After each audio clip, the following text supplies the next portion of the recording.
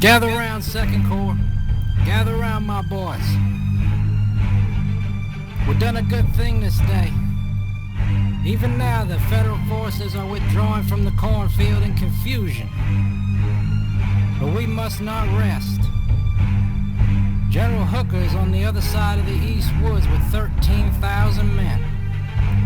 And come dawn's light, Second Corps will advance. We will go after them, boys, and we will drive them out of that woods with steel and shot. That's how we do it in Second Corps. Let me hear your rebel yell, boys. Huzzah! Huzzah!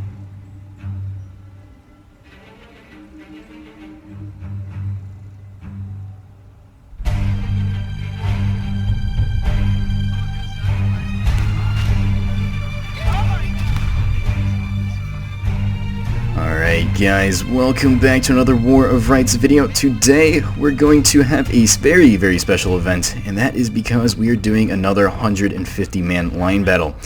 So we're going to be playing on Nicodemus Hill. As you can tell, Union troops are headed out right now towards the battlefields. And that first volley there from the Confederates in the distance already ripping into the Union lines. So basically the rules are for this battle is both sides must maintain a main line. Looks like the Union officer just got gunned down. So they are losing their chain of command. But we have a nice line battle on our hands. So Union troops going to commence the engagement and a return of fire. A really good volley there by the Confederates, doing a fantastic job taking a look from their point of view. But it's going to be a fun day. As you can tell, we got two ranks on both sides. Union troops not looking too great, just because that first volley, they took a pretty bad first volley. Especially losing their chain of command is never good. But as you can tell, their formation is not the best, but they're going to be trying to hold as best as possible. As you can tell, trying to take a knee and minimize losses. Now, we do have some skirmishers over here, which are against the rules.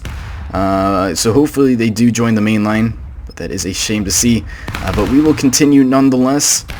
We got the flag bearer getting knocked down, which is not good news. But he's still holding on to that flag with his... I'm not too sure what he's holding onto the flag with. But Union troops trying their best right now to get that line going. As you can tell, Confederate troops on the move now. They're going to be shifting across the battlefields. Now they do have a private leading the men, so it looks like their officer also got gunned down in the process.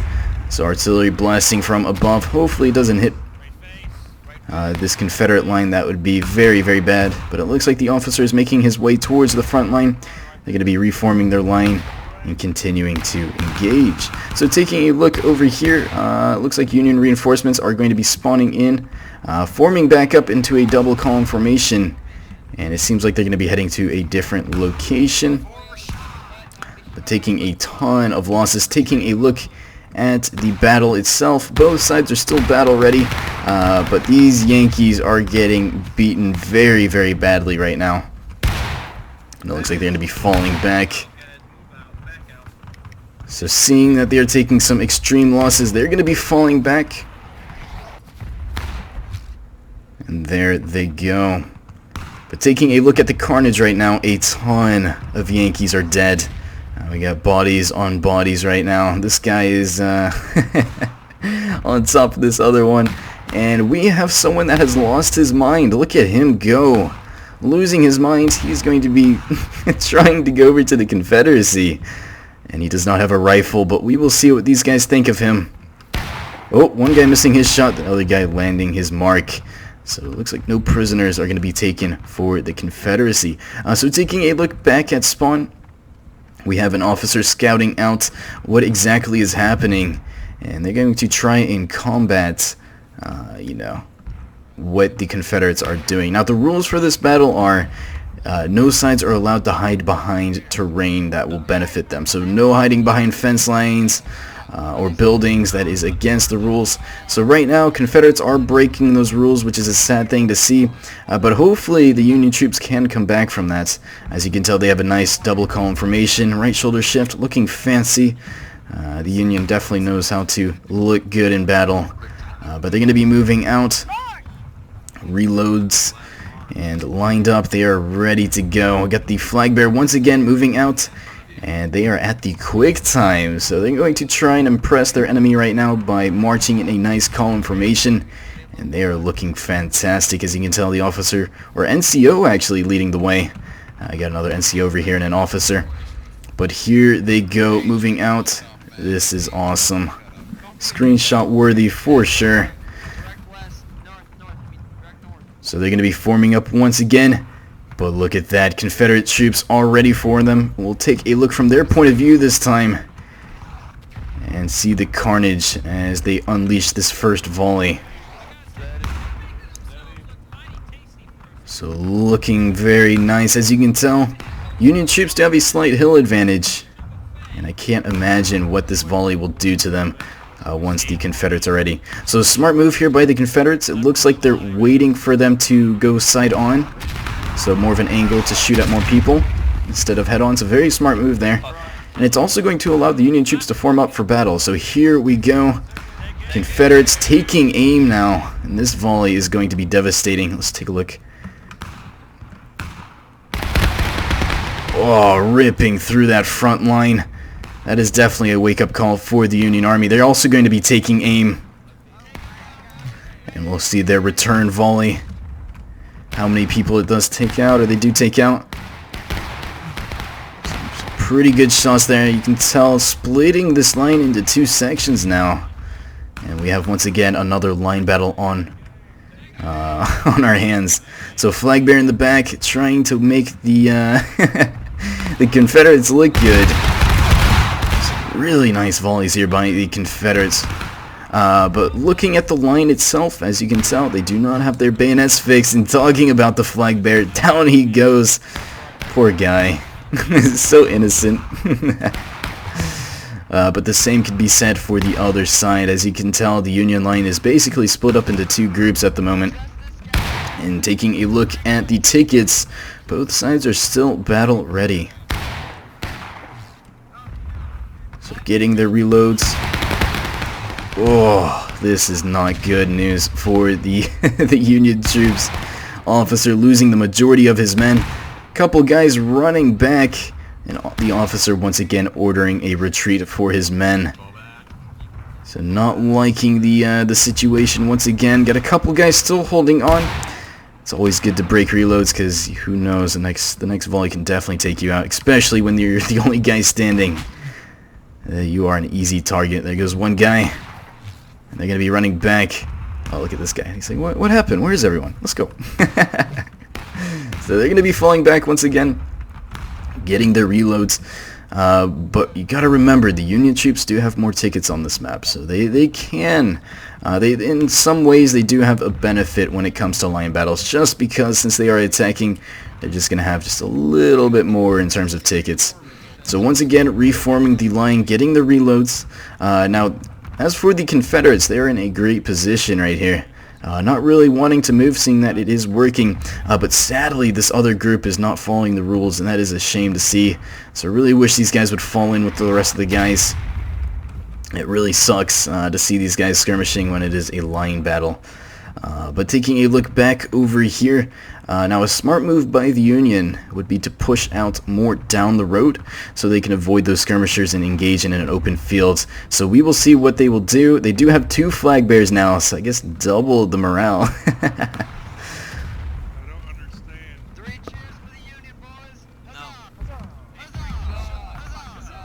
There we go. So nice cheers for the Union.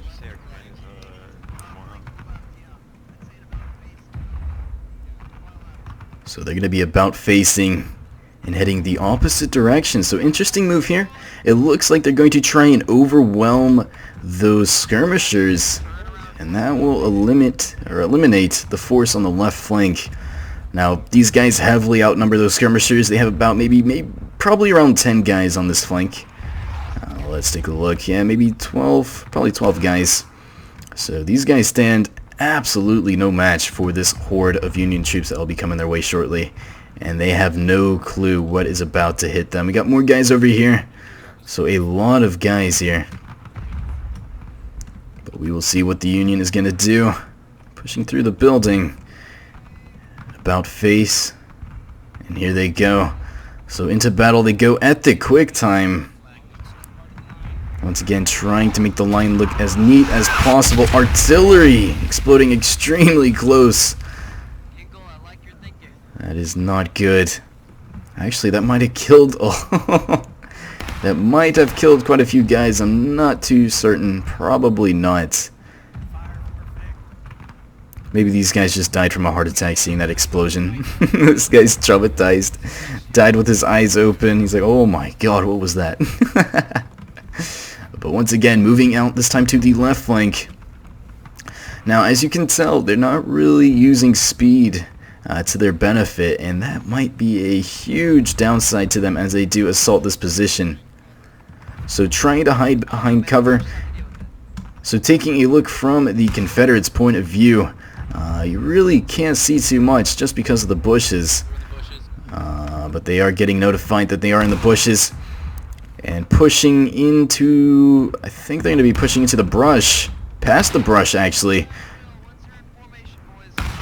Oh, losing a couple guys. Now, right now, these Union troops really need to push in and just melee charge. So the guys trying to form up as quickly as possible, running around the bush. And here they go. As you can tell, the orders are a little bit slow just because the line is so massive. Everyone's not able to hear the same order at once. So you have to have multiple people in command, and that is where NCOs play their biggest roles and just inform the line about what is going on, because one officer has many more things to consider rather than just telling his men orders. You know, he's got a game plan. He has to think about where he needs to go with his line and what he needs to do to hopefully achieve a victory. But right now, Confederates doing a pretty good job, taking quite a few losses here with just insane firepower from that Union line. It's pretty easy to get shot as a Confederate here. Now, we do have a couple Yankees making their push towards the front line, but let's take a look over across the map to see what is happening with the rest of the Confederates. It looks like they're just going to be chilling over here on their own. They're going to be letting these skirmishers duke it out.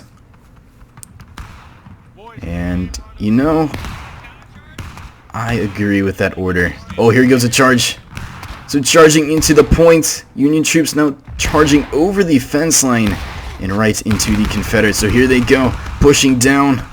Confederates trying to get a volley off, but they're going to be forced into a hasty retreat. And a nice win there for the Union troops. As you can tell, Union troops are now engaged, but they do have a really good position on this left flank. They can push down and around and hopefully flank the enemy. So there they are. So Union troops really living up and respecting the rules. So good on them. They're doing a fantastic job right now. Knowing that rule, or that hiding behind the fences and stuff is against the rules. So great job manning up, and even though there are some people that are somewhat cheating, you could say, they are not, you know, falling or stooping down to that level, and they're going to be fighting like a gentleman. So good on them for the Union. So anyways, Union troops pushing back those skirmishers, and they're getting what they deserve right now. Running all the way back to spawn.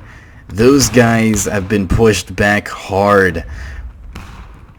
So now the rest of the Union force is going to be pushing down at the base of the hill here. So interesting move. It looks like they're going to be regrouping, but they did lose quite a few guys. A couple guys still not getting the memo to push back down to get the flag bearer over here just chilling. It's like, what's up, guys? Come on. You can't shoot me. You can't shoot me. But as you can tell, Confederate forces changing their position right now. They're going to be lined up over in the middle of this field, keeping up some good rate of fire, but they do not have the hill advantage. As you can tell at the base of the hill, they're going to be shooting upwards Not to mention they have their bayonets fixed, so they're going to be a little bit more inaccurate than usual. Flag bearer, I think these guys are mainly falling back to the main line, starting to notice where everyone is located at. Now this Union line is pretty weak at the moment, but they will be getting reinforcements. But a very smart move here by the Union troops, forming up in a position that they know is safe. And they are going to be waiting for more reinforcements to come. Now as for this main line, they're going to be chilling over here. I don't think the Confederates know that they are heavily outnumbered. If they were to push on them, they can easily wipe them out. Or not easily wipe them out, but have a pretty good chance of taking them down. But this line is once again going to be chilling at the base of this hill. But looking at the sheer numbers, this is just awesome. This is what War of Rights is all about. So they're going to be shifting down a little bit to the right side, reforming their line. There they go. So the main line is still down here. They're going to be moving out now. I do believe they got some reinforcements. So pushing around. Ooh, artillery striking close once more. So pushing into the woods and around and over the fence. But this is an excellent position for the Union troops. Pushing on top of this hill.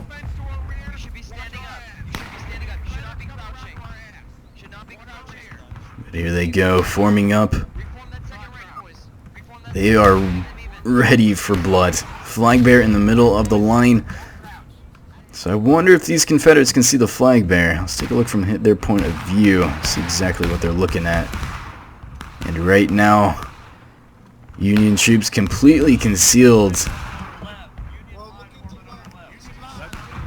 So I guess another line over here for the Union. Okay, so it looks like the reinforcements actually did split up into two groups.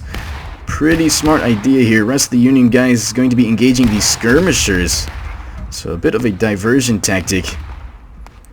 And this is going to draw the Confederate force over to this section. Now this is a great move here by the Union troops. As you can tell, pushing up over the fence line now, or over the hill, they're going to be engaging.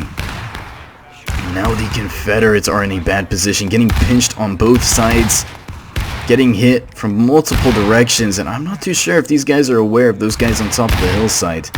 They're mainly occupied with the main force over there, those reinforcements pushing in. But these guys on top of this hill doing a fantastic job, taking a couple losses here or there. So they do notice them up on top of this hill, but they did get some really good shots in on this Confederate line. Now Confederates forming back up in the previous position that they were in. And I think superior firepower and just sheer numbers is winning this battle for the Confederates. I thought they were taking some heavy losses at the start, and I do believe they did. But once again, just ripping through these reinforcements. It looks like what I thought to be a benefit by attacking from two directions is actually turning into a negative, just because they're not at full strength to engage from a head-on position or head-on. So that is not good. But this Confederate line just seems to never be shrinking, always staying pretty strong. But taking a look back on top of this hill, Union troops going to be engaged now. Got Confederate forces pushing around the objective. They're going to be using this fence line. And there they go. So they're going to be pushing on down to the end of the road. They're going to be hopping over the fence line and flanking now to the right side. Taking a look at the tickets, we have 14 minutes left in this match. Still no melee charges, but we will see what they will do. But look at this. Confederates well prepared, ready for this Union approach. And once again, Union troops caught off guard. They're going to get another return volley here. So good shooting by the Union troops, trying to take down those Confederates across the fields. Now a melee charge would be awesome at this moment. But another volley coming in for the Confederates. Very nice. And this line is definitely feeling the pain.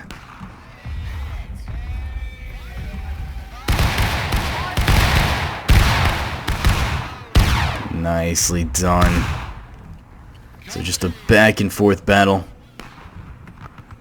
So Union officer ordering his men to fire at will. But this is a really close engagement right now.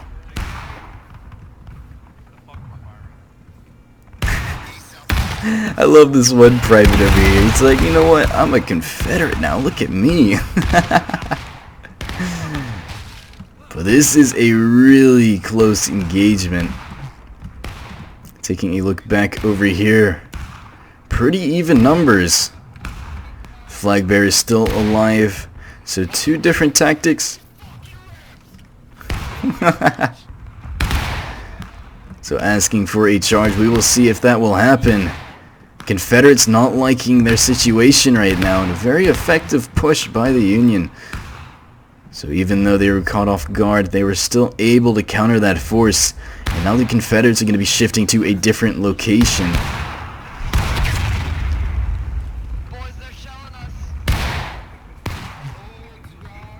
Still engaging. So they're going to be relocating to the left flank. Now, one thing that the Confederates have to their advantage is that their respawn is much closer. So their spawn point is much closer, meaning that they can get reinforcements at a faster rate. Union troops still downing quite a few guys, but here they come. Good stream of reinforcements coming in, as you can tell in the distance, running down from the hill and onto their location. Looks like Union troops are also going to be getting reinforced. Bloodbath for sure. Taking a lot of losses. Talking about that, looks like the Union troops are now going to be taking losses. 11 minutes to go in this game, but still too close to call on who's going to win this battle.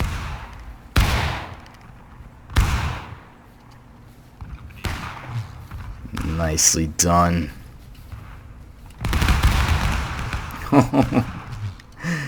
Never-ending bloodshed for the Union troops. But we will see if any melee charges do occur. Gonna be taking aim once again, but we will see what will happen. So with a minute and a half left, looks like the Confederates are going to be fixing bayonets and getting ready for a charge. So hopefully we will see a charge. These guys are going to be moving out. As for the Union troops, they're going to be charging the point and heading over to the Confederate positions. So we might have a massive melee engagement. So here they go. Charging over the fence line, and with 1 minute to go, Union troops are breaking. They're going to be forming a line on the road. Confederates trying their best to form up. They're going to be taking aim. And we will see what happens within the last 50 seconds of the battle. So getting their shots off.